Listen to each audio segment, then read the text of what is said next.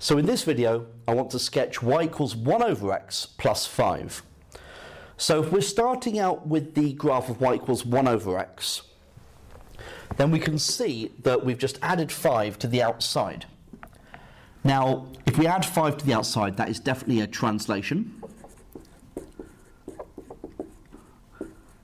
And there's nothing has changed with the x. 1 over x has become 1 over x. So we are not adding or subtracting anything inside the function. So we are not moving horizontally.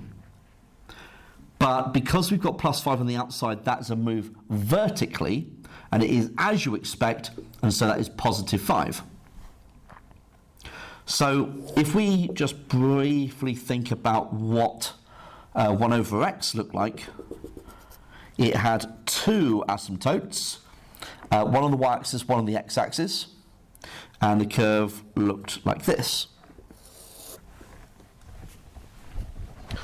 So let's draw ourselves some axes and think about what this translated graph will look like.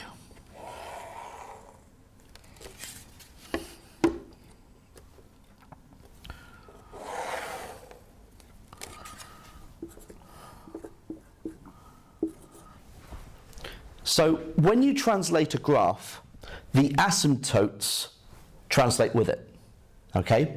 So the vertical asymptote is translated 5 units upwards. So it will remain a vertical asymptote in the same place, x equals 0. The horizontal asymptote on the x-axis, that will translate up 5 units. And so we'll go here. And we'll have an equation of y equals 5.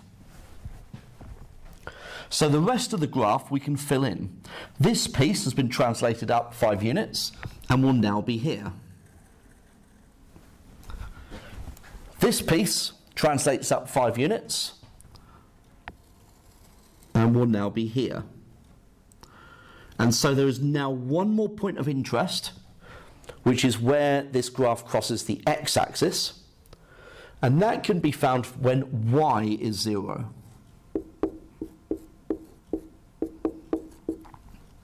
So if I subtract 5 from both sides, let's multiply both sides by x, and then divide both sides by minus 5. And so we get minus 1/5. So that's where the graph is crossing the x-axis.